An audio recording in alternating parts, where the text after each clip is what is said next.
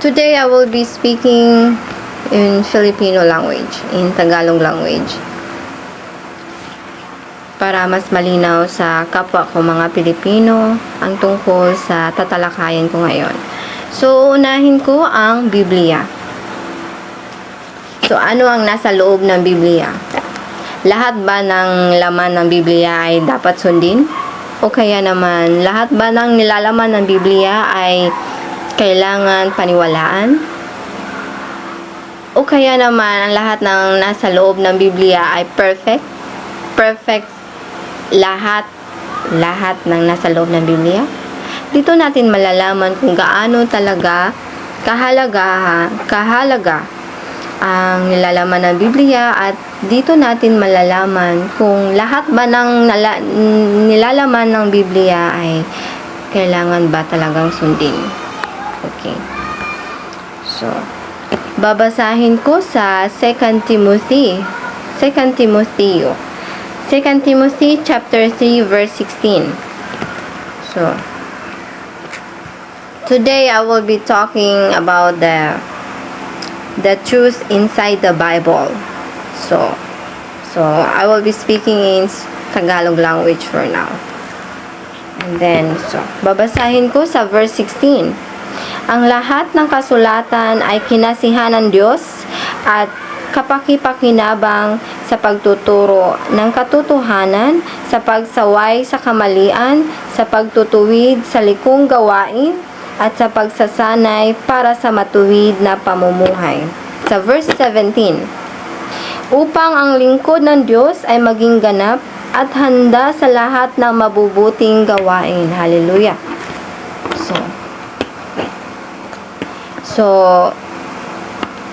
So lahat, nasasabi dito ay lahat ng kasulatan ay kinasihan ng Diyos. So, anong ibig sabihin ng kinasihan ng Diyos?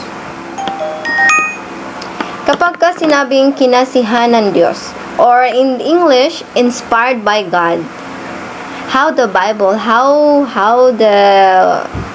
the stories in the Bible were being inspired by God, kung paano kinasihan ng Diyos ang nasa loob ng Biblia, yun lamang ang dapat sundin.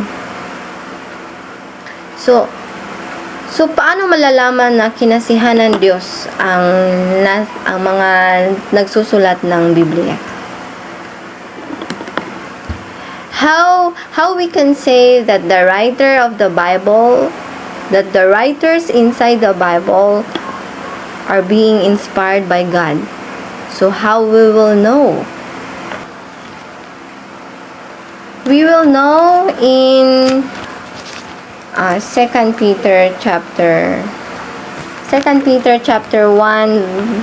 verse 20 and 21. Higit sa lahat, unawain ninyo, walang makapagbibigay ng sariling pagpapakahulugan sa alinmang mga propesiya sa kasulatan, sapagkat ang pahayag ng mga propeta ay hindi nagmula sa kalooban lamang ng tao. Ito'y galing sa Diyos at ipinahayag ng mga taong nasa ilalim ng kapangyarihan ng Espiritu Santo. So, when we say that the writers were inspired by God to write something, that means it is under by the wisdom of God. It is not in the wisdom of man. Ibig sabihin, those scriptures inside the Bible that were guided by the Holy Spirit, yun lang yung perfect. Yun lang yung perfectong mga salita ng Diyos na dapat sundin, ay yung mga salita sa loob ng Biblia na may gabay ng banal na Espiritu. So, how we will know that this word of God is guided by the Holy Spirit? Yun na yung kailangan na malaman ng mga tao, na para masunod ang mga perfectong scriptures sa loob ng Biblia, ay yaong mga mensahe na ginagabayan ng banal na espiritu lamang ang perpekto, na sinasabi dito sa verse 16 ng Timothy, 2 Timothy chapter 3, ang lahat ng kasulatan ay kinasihan ng Diyos at kapaki-pakinabang sa pagtuturo ng katotohanan, sa pagsaway sa kamalian, sa pagtutuwid sa likong gawain, at sa pagsasanay para sa matuwid na pamumuhay. So,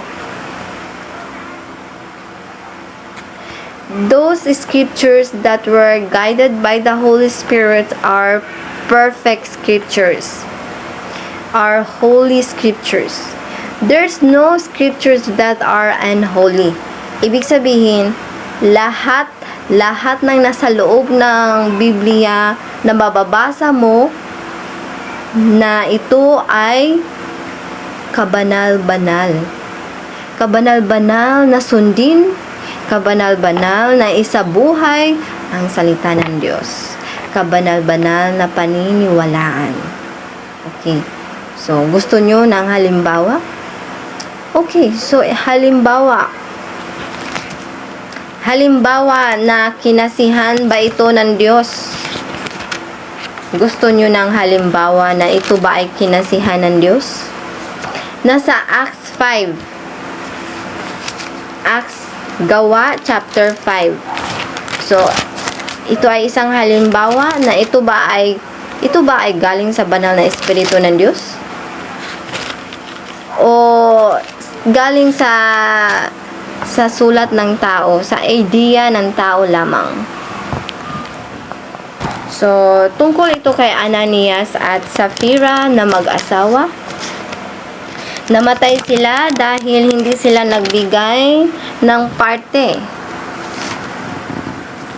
Okay, babasahin ko ha. Hindi sila nagbigay ng parte sa kanilang ani. So babasahin ko. Subalit, sa Gawa chapter 5, dito natin malalaman kung ito bang teksto na ito ay kinasihan ng Diyos o sulat lang ng mga tao na writer. On their own will, they wrote it on their own will. So, I will read in Tagalog. Subalit, mayroong mag-asawa na nagbenta ng kanilang ari-arian. Ananias ang pangalan ng lalaki at Sapphira naman ang babae. Hindi ibinigay ni Ananias sa mga apostol ang buong pinagbilhan, na sinang-ayunan naman ng kanyang asawa. Isang bahagi lamang ang kanyang ipinagkatiwala sa mga apostol.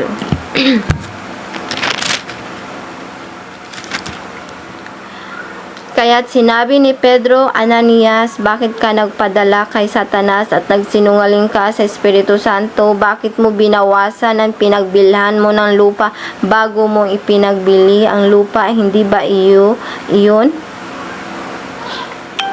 Bago mo ipinagbili ang lupa, hindi ba iyon? At nang may pagbili na, hindi ba iyo rin ang pinagbilhan? Bakit mo naisipang gawin iyon? Hindi ka sa tao nagsinungaling, kundi sa Diyos. Nang marinig ito ni Ananias, siya'y nalagutan ng hininga at bumagsak, at lahat ng nakabalita sa pangyayaring iyon ay pinagharian ng matinding takot. Lumapit ang ilang binata, binalot ang bangkay at siya'y inilibing. Pagkaraan ng may 3 oras, dumating naman ang kanyang asawa na walang kamalay-malay sa nangyari. Kinausap siya ni Pedro, sabihin mo sa akin, ito nga ba lamang ang kabuuang halagang pinagbilhan ninyo ng inyong lupa? Opo, iyan lamang, sagot ng babae. Kaya't sinabi sa kanya ni Pedro, bakit nagkaisa kayong subukin ang Espiritu ng Diyos? Hayan, kadarating pa lamang ng mga naglibing sa iyong asawa at ikaw naman ngayon ay isusunod nila. So, namatay ang asawa na si Sapphira at inilibing sa tabi ng kanyang asawang si Ananias na namatay rin. So, dito nagsasabi na ang mag-asawa ay nagbenta ng ari-arian, tapos isang bahagi, isang parte ng benta ay ibinigay nila sa apostol. Naghandog sila sa apostol. Hindi naman ibig sabihin na hindi sila naghandog. Pero ang sabi ng apostol na bakit hindi nyo maibigay ang buong benta, ang buong naibenta na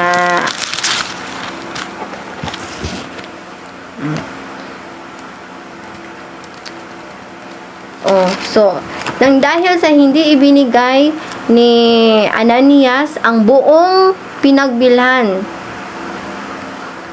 buong lahat ng benta, lahat ng naibenta, the total of amount of their kayamanan, of their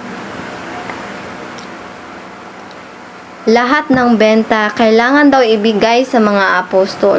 Ano sa tingin niyo? Is this inspired by God? If you don't give everything to God, the profit of your properties, and you will die, mamamatay ka raw kung hindi mo ibibigay lahat ang kabuoang benta.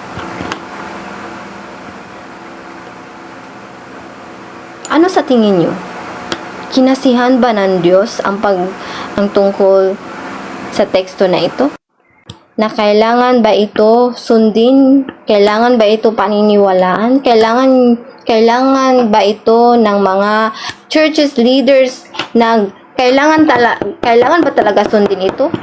Ano, tatakutin nyo ang mga membro nyo kung hindi magbigay ng kabuoang kabuoang nabenta ng ari-arian? Ano, sasabihin nyo, tatakutin nyo, mamamatay kayo kung hindi kayo magbigay. What do you think? God will be pleased on that? Hindi na lang magsisimba ang mga membro. Hindi na lang babalik kasi tinatakot nyo. Kasi akala nyo mga churches leaders who are using the Acts chapter 5, the context of Ananias and Sapphira. If you are using this context just to scare your members that they need to give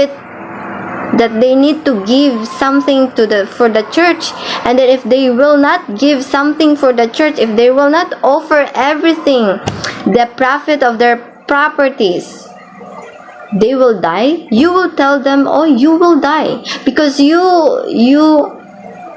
lied to the Holy Spirit of God. What? No. The Acts chapter 5 verse 1 to 11, this context is rejected by God. Nahihiya na ang Diyos Ama sa mga leaders. Nasasabihan nilang mamamatay ka kung hindi ka magsisinungaling ka sa lahat ng benta at hindi mo ibibigay. Holy Father is very ashamed kasi nga hindi na magsisimba ang mga membro kasi tinatakot nyo na mamamatay sila. Kaya naman, all I could say that the 1 Timothy chapter 3 verse 16 and 17 were the scriptures were inspired by God if this is guided by the Holy Spirit. It is good for correction, it is good for righteous path. It is good for rebuking if this comes from the Holy Spirit's guidance and anointing. If this is right to teach, if this has holiness, if this is spiritual, is it holy when you tell them, oh, you will die for not giving everything the profit of your property? Nagbigay lang ng isang bahagi si Ananias sa benta nila. Pero, hinusgahan pa rin na mamatay siya. At sinulat doon na mamatay siya. Kaya namatay siya. It is not inspired by the Holy Spirit of Holy Father, God in heaven. It is not inspired. The Acts chapter 5 verse 1 to 11 comes from the will of men to write it. Kasi ayaw nilang maglingkod sa Diyos na walang natatanggap, kaya sinulat nila ng ganyan. Na mapipilitan ang mga membrong magbigay. O wag kang magbigay, mamamatay ka. So ano? Yun lamang. Yun lamang. Na the scriptures in the Bibles are holy when it will be guided by the Holy Spirit of God. If it's for personal interest of the writer alone. So yung mga churches leaders na gumagamit ng Acts 5, mahiya kayo. Mahiya kayo kasi nahihiya na ang Diyos sa mga membro na sasabihan yung mamatay sila kung hindi sila magbigay ng offering sa lahat ng mga benta nila. O sa lahat ng mga sweldo nila, hindi nila ibibigay, mamamatay sila.